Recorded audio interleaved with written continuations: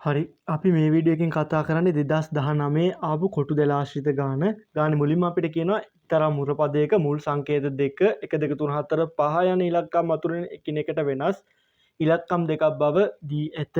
එම මුර පදයේ පළමුවන ඉලක්කම තෝරා ගැනීම සඳහා ශිෂ්‍යයෙකු එම ඉලක්කම් එක බැගින් ලියූ සර්වසම කාඩ්පත් 5ක් අතුරින් එකක් අහඹු ලෙස ගනී. ඉන්පසු එය ආපසු නොදමා දෙවන ඉලක්කම තෝරා ගැනීම සඳහා තවත් කාඩ්පතක් අහඹු ලෙස ගනී කියනවා. ඉතින් අපිට මුලින්ම කියන්නේ මෙන්න මේකට කොටු දෙලක් අඳින්න කියලා. ඉතින් මම මේක අඳින්නේ කොහොමද? මෙන්න මේ විදිහට මුලින්ම මම කොටු දෙලේ ඉවි දෙක දීලා තියෙන එක ඇඳ ගන්නම්.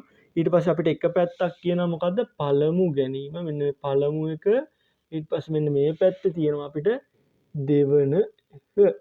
ඊළඟට මොකද කරන්නේ? මම අවස්ථා තියෙනවා පහක් 1 2 3 4 5 කියලා. ඒ වගේ මුඩ පැත්තටත් 1 2 3 4 5. ඊට පස්සේ මම කරන්නේ මෙන්න මේ ටික පහ ගානේ මොකද ලකුණු කරන් යනවා. මෙන්න මේ විදිහට ලකුණු කරන් යන්න තියෙන්නේ. හරි. දැන් අපි බලනවා මොකද්ද මේකේ තියෙන්නේ ආපසු නොදම ආපසු දාන්නේ නැත්නම් එකම જાතියව දෙපාරක් තියෙන විදිහක් නැහැ. එකේ එක නැහැ, දෙකේ දෙක නැහැ, තුනේ තුන නැහැ, හතරේ හතර නැහැ. කියන්නේ මෙන්න මේ කෙලින් ටික නැහැ. ඉතින් මට පුළුවන් මෙන්න මේ ටික මකලා අයින් කරගන්න. ඉතින් මේ ටික මකලා අයින් කරගත්තාම මෙන්න මේක තමයි අපිට පළවෙනි කොටසට උත්තරේ.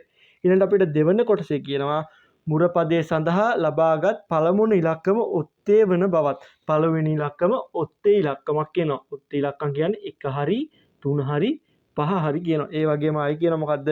මෙම ඉලක්කම ලබාගත් දෙවන ඉලක්කමට වඩා කුඩා බවත් පසුව අනාවරණය කරගෙන ඇත. අන්න මේක සම්භාවිතාවයේ දකුණු කරන්න කියලා තමයි කියන්නේ. ඉතින් මේකට වඩා දෙවෙනි අවස්ථාවේ කියන්නේ මොකද? විශාල වෙන්න ඕන.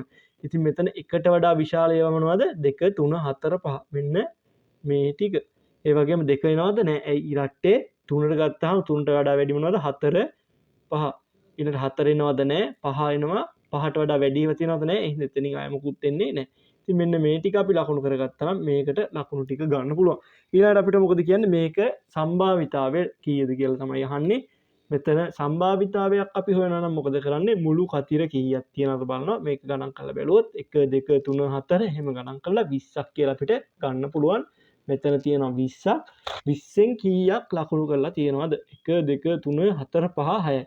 20න් 6ක් ලකුණු කරලා තියෙනවා. ඉතින් මට මේක සුළු කරලා ලියන්න පුළුවන් 10න් 3යි කියලා. ඉතින් මම මේ විදිහට ලිව්වොත් මට මේකේ ඉතුරු ලකුණු ටිකක් ගන්න පුළුවන්. ගානේ B කොටස තියෙන්නේ රුක් සටහන ආශ්‍රිත ගානක්. ඉතින් අපි රුක් සටහන් කොටස වෙනම වීඩියෝ එකකින් කතා කරමු.